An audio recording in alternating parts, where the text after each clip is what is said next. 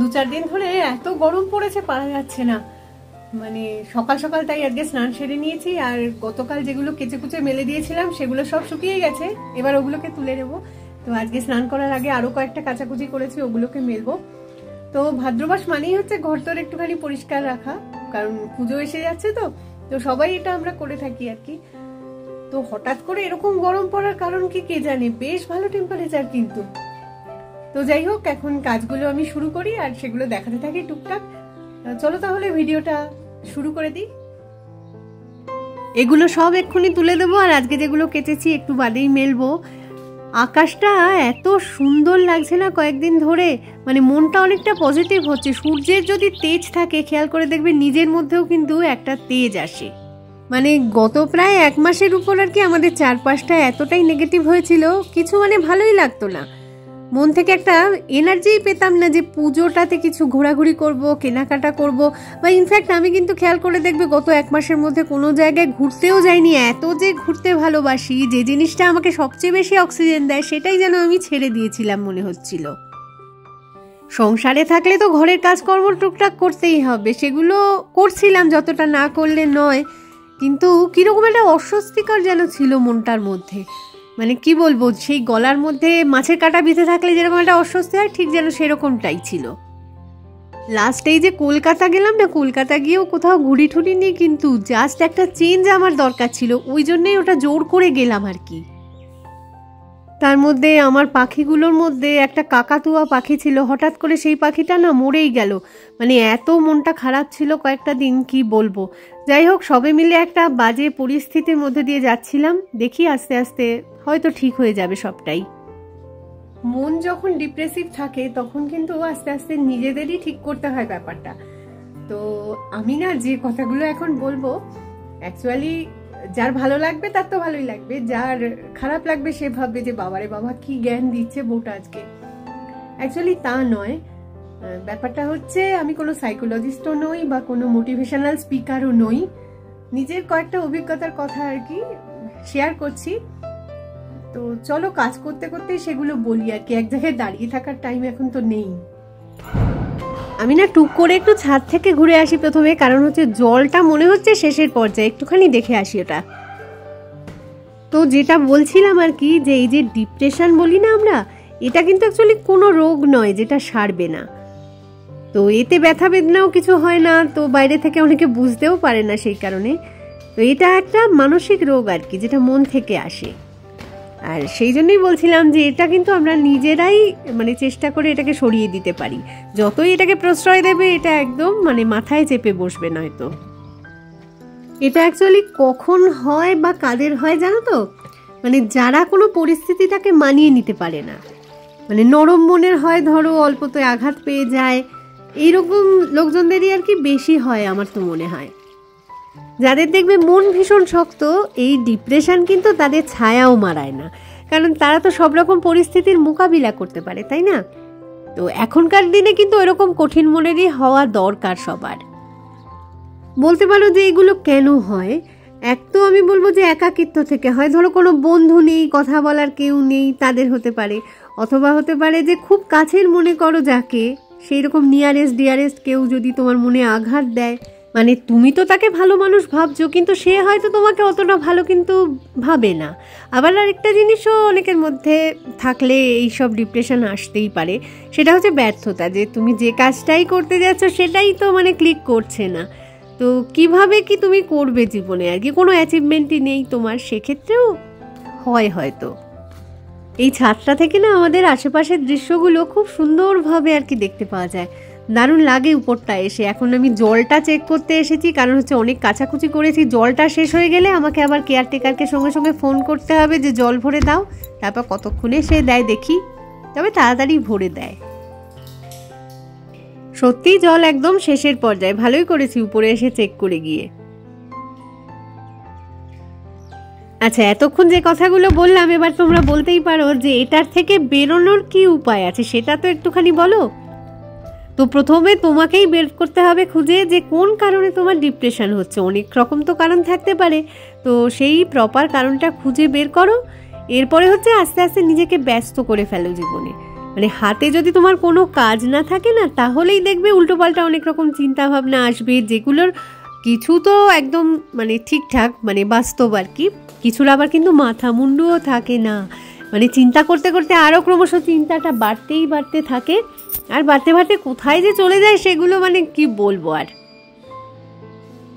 শেষমেশ আর কি এতটাই পাগল লাগতে থাকে, পুরো অসহায় লাগে নিজেকে। তখন মনে হয় যে এ জীবন আমার পুরো ব্যর্থ, এই ভুলে ভরা জীবন আর আমি রাখবই না। আমিও না আগে না মানে নিজের থেকে যেন অন্যের কথা বেশি ভাবতাম একটা টাইমে। মানে মনে হতো কি আমাকে কেন এই কথাটা বললো, কি জন্য বললো, এরকম আর কি। এইটা মানে অনেকটা কিন্তু আমার সময় নষ্ট করেছে একটা টাইমে। আস্তে আস্তে এই ধরনের নেগেটিভ মানুষজনকে এবং তাদের কথাবার্তাকে ইগনোর করতে শিখে গেছি আর কি। সময়ের সাথে সাথে হয়, এগুলো তো আর একবারে হয় না বা একদিনেও হয় না, সময় লাগে একটু, তবে পেরে ওঠা ঠিক যায়।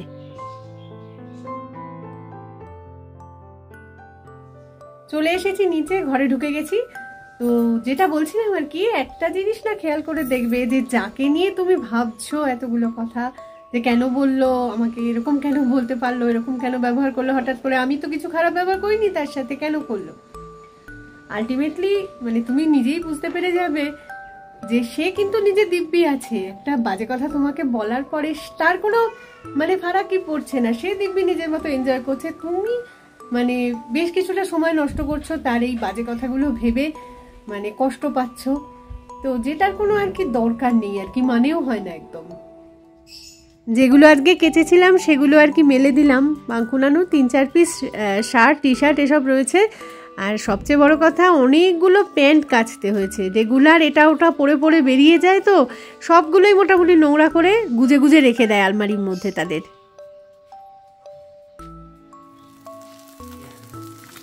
তো এবারে একটু রান্নাঘরের দিকে মন দিই। ঘন্টা 2 আগে ডিপ ফ্রিজ থেকে এই মাছগুলো বের করে রেখেছিলাম, এখনো না তেলে পড়ে দেখছি তেলগুলো ছিটকাচ্ছে কিরকম একটা, তো এখন সেগুলোই ভাজছি। আর আমি না যেটা করি আর কি, যে বেলায় মাছটা ভাজি সেই বেলায় কিন্তু ডাল দিয়ে মাছ ভাজা হিসেবেই খাই ওটাকে, ঝোল আর তখন করি না।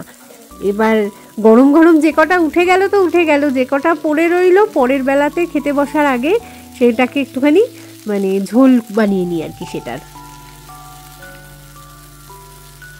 আমাদের বাড়িতে অ্যাকচুয়ালি বাকি 3 জনই কিন্তু মাছের একদম ভক্ত নয়, বছরে একটা দিন মাছ হলো এরকমটা ঠিক আছে, অথচ আমি কিন্তু মাছের ভক্ত। আমি ছোটবেলা থেকে প্রচুর মাছ খেয়েছি, আর ডিম মাংসের থেকে আমার বোধহয় মাছটাই বেশি ভালো লাগে। এটা একটা দায়সালা রান্না শুরু করেছি, ফুলকপি, আলু, পটল সবগুলো কুচি করে কেটে নিয়েছি, শেষে একটুখানি পেঁয়াজ কুচিও দিয়ে দেবো এর মধ্যে। তো ভেজে নিচ্ছি, রাতের বেলা রুটি দিয়ে খাবো। আর আমি সব রান্নাতেই তেল একটু কমই দিই, আর এটা তো রুটি দিয়ে খাবো বলে নুনটাও কম দিয়েছি। ও সোনু, সোনু বুড়ি ঘুনু করছে মাম্মা, তোমার ঘুনু ভাঙছে না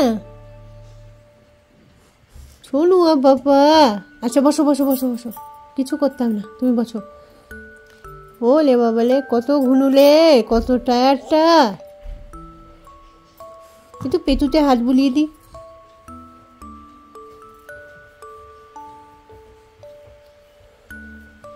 সোনু এই সোফায় শুয়ে ঘুমোচ্ছে, আর পিকু বোধহয় ওই ঘরে খাটে চলে গেছে। ওলে বাবা, চোখ বন্ধ করে ঘুনু করো। ওলে বাবা রে সোনু, মাগর ড্যাং, ও মাগর ড্যাংটা, এই লেগে যাবে। কাচাকুচি করা, ইস্ত্রি করা এগুলো তো চলতেই থাকবে, তার সাথে রান্না বান্নাটাও তো বাদ যাবে না, তাই না? মিনিমাম একটা কিছু তো করতে হবে। আমাদের খাওয়ার খুব একটা ঝামেলা নেই আর কি, খুব বেশি পদও হয় না, আহামরি কিছু রান্নাও হয় না, আমি অতটা এক্সপার্টও নই আর কি বেসিক্যালি। তো যাই হোক, যতটুকুনি পারি কাজ চালানোর মতন করে তো রাখতে হবে, তাই না? নয়তো খাবে কি সবাই মিলে? দিনের রাতের একবারে সবটাই আর কি দুপুরবেলাতেই করে রাখি আমি। তো যাই হোক, খাওয়া দাওয়ার পর্ব তো শেষ, এখন বাজে বেলা 3টে, আর যাচ্ছি আমি ফ্রুট গার্ডেনে। যে কোনো পাহাড়ে এই সিজনে সেরকম একটা ফুল না ফুটলেও অল্প কিছু তো ফোটেই আর কি। তো আজকে গাছ কেনার জন্য ঠিক আসিনি, ওই ফুল দেখতেই এসেছি। আসলে মন যখন ডিপ্রেস থাকবে সেই ডিপ্রেশনটাকে কাটাতে গেলে কিন্তু মনের যে জিনিসগুলো ভালো লাগতো, মন যেগুলো পছন্দ করতো, সেইগুলোর সামনাসামনি অবশ্যই আসতে হবে।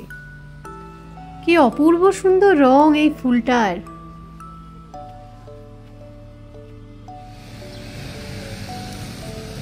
চলে এসেছি এখন ফ্রুট গার্ডেনে। তো গাছ কিনতে ঠিক নয়, ফুল দেখতে এসেছি আর কি।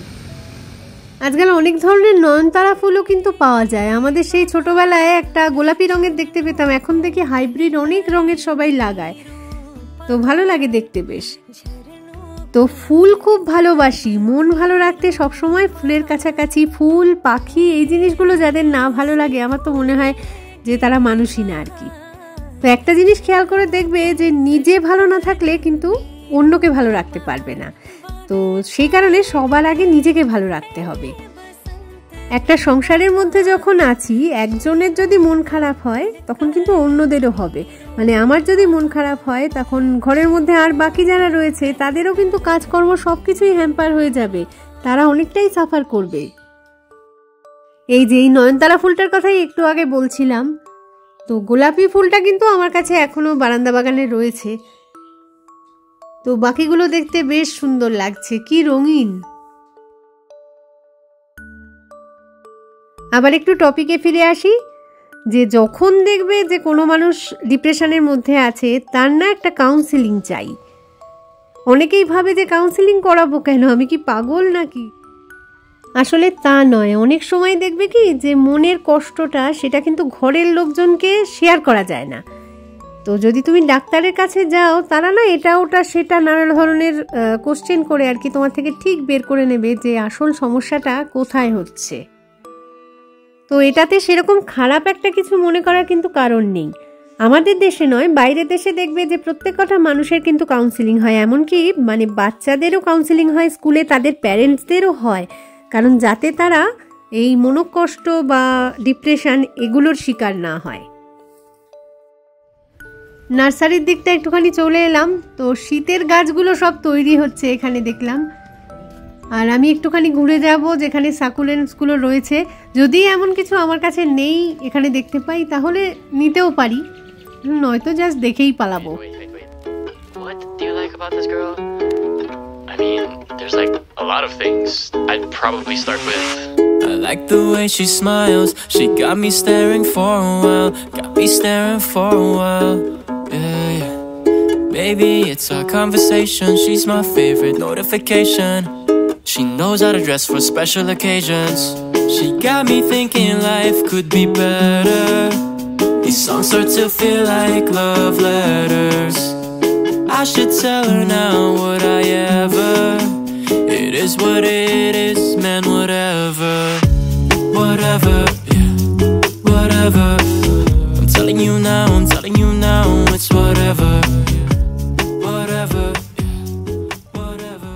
দেখো একটু আগে যেমন কাউন্সেলিং করানোর কথা বলছিলাম না, এটাও কিন্তু ঠিক যে শুধুমাত্র কাউন্সেলিং করালাম, ডাক্তার দেখিয়ে চলে এলাম আর কি, তারপরে নিজেকে শুধরানোর কোনো চেষ্টাই করলাম না, মানে নিজে ভালো থাকার চেষ্টাটা করলাম না, তাহলেও কিন্তু কোনো ফল পাবে না।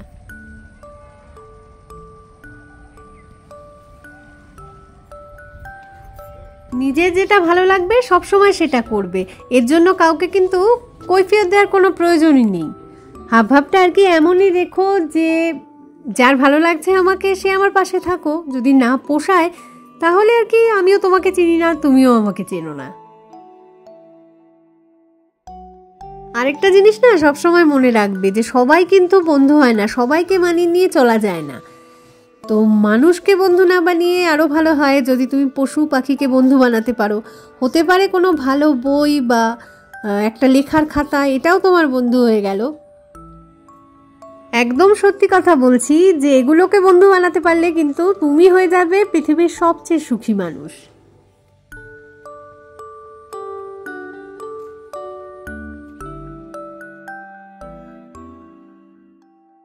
অনেক বকবক করলাম আজকে, আর নয়।